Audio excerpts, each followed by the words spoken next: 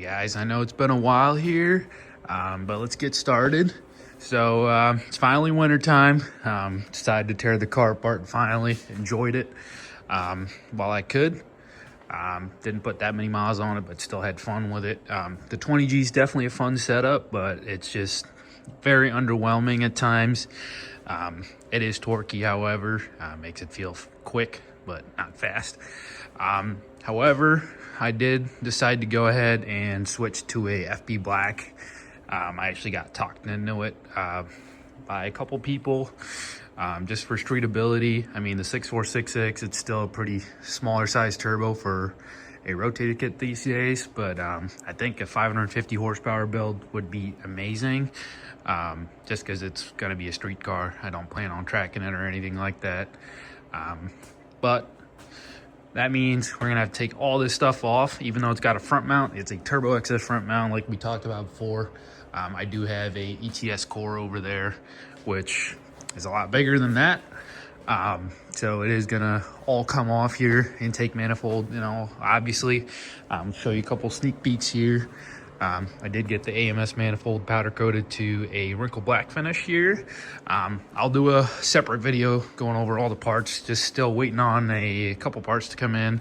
But I also did, however, decide to switch to a standalone ECU. Went with a Link. I actually got hooked up through Not Bad Motorsports. Dude gave me a great deal on it. He's super nice. Trevor's amazing to deal with. But let's go ahead and tear this apart. Already did take the downpipe apart because I did go ahead and sell that locally here. But other than that, pretty much a bunch of stuff's coming off here. Looking over here, we're gonna get rid of this intake, go with a custom inlet and intake here, AMS manifold and all that stuff. So this whole intake manifold is gonna have to come off here because that's all gonna be gone. And we're gonna be cleaning up this engine bay. This is gonna be the last time it's gonna look this cluttered. It's gonna look so much cleaner and a lot easier to deal with. And I'm not really looking forward to take this manifold off because these aren't the most fun to take off, but they're not hard either. Just gonna be annoying. A couple little things here and there, just like the under shield here. Are just kind of a pain to deal with. But I'm gonna stop talking your ear off. I'm gonna start taking a couple things off here and catch up with you guys. Well, let's go ahead and start here with the fun stuff. We are gonna go ahead and take this undershield off. I've never taken one of these off. Personally, I don't really like these, but I think I am gonna, however, keep it on this car just because I do live on a gravel road. Keep everything nice in there, like the headers and stuff. But let's go ahead and take this undershield off. So went ahead and took that undershield off. It actually wasn't that bad. I might have to keep that at this point. But looking at it here, this engine's got about 10,000 miles on it. Both valve covers are starting to seep a little bit. Nothing to worry about there. Pretty common on these. But looking at it here, looks like the 20G's got a little bit of an oil leak going on from the turbo drain. It's not bad, but it's gonna get replaced anyway. So let's go ahead and keep trekking on and get this thing apart. Well, we're making good progress here. Got most of the connectors I need disconnected. We still have the bottom ABCS connectors, obviously, and got the fuel lines disconnected and all that stuff. Intake manifolds getting ready to come out. Pretty close, at least. I forgot how annoying these all these PCV connections are. Just the valve cover, turbo inlet, and all that. You got to get all those disconnected for this manifold to come out with the harness. So we're gonna get that off, and then I'll keep you guys updated. All right, guys, jumping ahead here. We did go ahead and take that intake manifold off, as well as the Cobb 20G. That's all sitting over there, but everything worked out good for us. Obviously, we're gonna clean up everything in here, including these cool lines, the combi valves for the air pump, and a bunch of other stuff's gonna get moved around and got rid of. We're gonna get rid of these stupid hoses for these little quick connections with the connectors going on, and we're just gonna convert back to the older style, like the GD. I mean the GR chassis might also have those. I can't really remember, but pretty much just gonna extend all these hoses. Sorry, not those hoses, down here, and just go straight into the valve cover here. And we're gonna make our own crossover tube for the AMS manifold, because this doesn't fit with that at all whatsoever. So we're gonna do all that and get this engine bay cleaned up, and we'll make that look good. And it's gonna clean up all the clutter in here, and it's gonna look a lot nicer as well. I'm also gonna be modifying the engine harness, if I haven't already said something about that. Getting rid of all those connectors, as well as the stuff we don't need. And we're gonna switch over to the link ECU. We're gonna have to mount the Rife hub somewhere. We'll figure that out once that gets here. But yeah, lots of stuff to go on, and let's keep moving forward. All right, you guys, we're gonna go ahead and work on the fuel pump hanger here. It does have an OEM fuel pump hanger with an AM 340 in it, so we're gonna take that out and put in our radium hanger. Super nice unit with a 525 in it. I'll show you guys that in a second here. But we're gonna get that dropped in, and that'll probably be the end of this video. And then so let's get this rear seat out and let's move on forward. All right, we got that seat out here. If you guys didn't know, just to get these seats out, you just pull these tabs. Just reach underneath the seat here, you pull that, and then it just pulls up and out this way, and that'll be that. So we're gonna pop this panel off here. Just 4 screws. I don't know if I mentioned that this thing's got a iWire fuel hardwire kit. But with that, my other VA chassis here was running just a straight hardwire kit with a relay on it. This, however, it is on the iWire kit.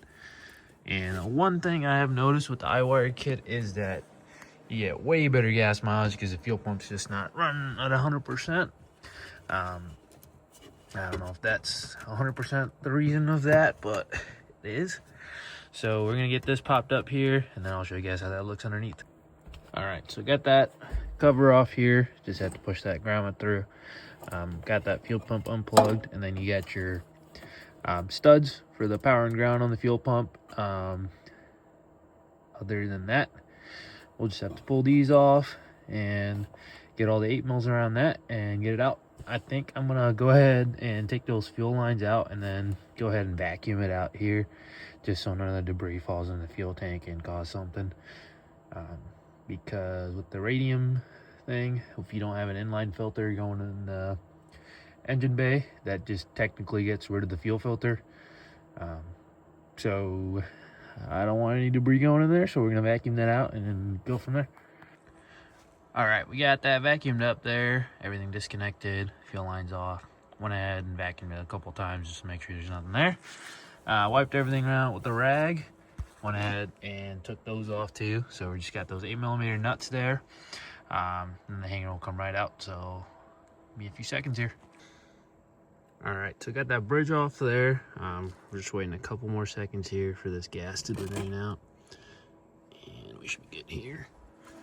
Bring that on over, set it down here, and let it drain out for a little while. But in the meantime, let's get the new one prepped, and we are gonna have to borrow some parts off of that. Here's our header and all that fun stuff. Get to be putting on. Fuel pump hangers right here. Let me dig that out and I'll put it on a bench and show you guys. All right. Again, this thing's probably got like 3,000 miles on it. From the undercar here, open this up. Like I said, here's that hardwire kit with the relay. Show you here. It's pretty much just a relay with a fuse and all that ground and stuff wired into there. Obviously very cost effective, and it worked great for me when I did have it, so I wouldn't recommend against it. But this time around, we are just going to use the hardwire kit because it did come with it. It's a Walbro 525 box, and here is our fuel pump hanger. So, It's actually got the little guys on it. Looks good. Those are extra parts if you want to add a, I believe, if you want to add another fuel pump to it. We won't need that at this time. Sorry, just looking at this here. The nice thing about this, it's all ready to go. Obviously, when this comes in a box, you do have to put it together. It's not too bad. Just want to make sure those screws are tight. They don't back out or anything. Only hard thing is to wire in this level sensor, but that's not bad at all. With the I-wire kit, this is from the previous owner. When you do go in a radium hanger here, instead of cutting up your stock harness and wiring it in this way, you do get this little guy. That way you can just plug it in and get your fuel level and fuel temp right to the car. But if you don't, if you use that, you're gonna have to cut up the stock harness, or I don't know if I-wire sells it separately, but we're just gonna plug this in, get that all wired in. I'm gonna put this in and I'll show you guys. So, gave her a quick little wipe here. Doesn't really matter if the outside's dirty. Inside's pristine and clean. No dust or anything on there. Just dirt from the gravel road. We got our rubber gasket on there. That's just from the old car. So, should be just fine. It's just like a... So, obviously this face is the front of the car. They got the little V8 chassis on there. But... just gonna have to tilt it in there like this and drop it down. So we're gonna do that now, and let's get to it. All right, went ahead and removed that guy so I can show you guys better. So we're just gonna have to put these 8mm nuts back in, and then using this, I do have to go ahead and look up which wires go where. I believe for the fuel temp and the fuel level, I don't think the positive and negative per se matters, the polarity, but we are going to look up which one goes to what and get that figured out here. So I'll get back to you guys once I get those nuts back in. Now I'm going to look up where those go. All right, we got that wired up here. Obviously, starting with the pump here, it would be the blue to the positive, or sorry. All right, we got our wiring all plumbed up here and our fuel lines here. You got your feed, return, and your from the other side, siphon pump or the Venturi effect or whatever. But wiring wise, you got your ground here and your power for the pump 1 and 2. Then your fuel level sensor, you got a blue wire and a black wire coming out of this connector right here. And then you got your yellow and green and your white and black for the fuel temp. And once again, the polarity doesn't matter. So we're gonna put this all back together, and then I'm gonna get back to you guys. All right, we got that all back together here. Obviously looks nice and factory here. It's almost like we were never here. Everything looks good here. We're just gonna put the rear seat back in, and that'll be it for this video, guys. But next video, I think it's gonna be the engine harness, how we're gonna be cutting out all the unnecessary connectors there. Just going through and clean this car up here. Then I'll make a separate video with all the parts once I get them here. I'm still waiting on the link stuff. They got a lot of orders, obviously. So, all right, guys. Obviously, it escalated a lot more here. We are going to end up pulling the motor on this car to put a twin disc in it. Hopefully, it doesn't escalate anymore. So let's get the clutch fork out here and get the radiator out, and we'll keep on moving. All right, guys, jumping forward here, we got that radiator out, clutch fork out. We got our power steering and AC compressor moved out of the way. Bell housing bolts are out. Once again, clutch fork is nice and loose, just chilling right there. You just want to make sure it's not getting in the way of the clutch fork or getting caught in the throw bearing or anything like that. But other than that, we are just going to pull this motor out. It's already starting to separate, so I'll catch up with you guys in a couple seconds. And there it is, guys, out of the car. Now we got a lot of cleanup to do here. Probably just hit it with some degreaser, get this engine bay cleaned up, and get it all ready for the motor to go back in. Obviously, we're going to use the same engine. I'm just going to get all the emission stuff out of here and do a lot of cleanup and I'm gonna put this on the engine stand. I'll catch up with you guys in a second. All right, we got that engine on the stand here. Now it's gonna be a lot easier to get to our air pumps, obviously in the back. And I think I might put on the IAG pan and the group N engine mounts I've got. These are air pump deletes. These are actually custom ones that a buddy of mine made for me. Obviously, we just reused the OEM gaskets. Got a bunch of gaskets over there. So we're just gonna throw these guys on, get the span cleaned up. Obviously, it's been sitting out. Probably get a new gasket. This one's only got a couple thousand miles on it, but I'm gonna get a new one anyway. But other than that, that's a wrap for this video, guys. Thank you for watching. Keep following along for the build updates. Pretty much shooting for 600 horsepower here.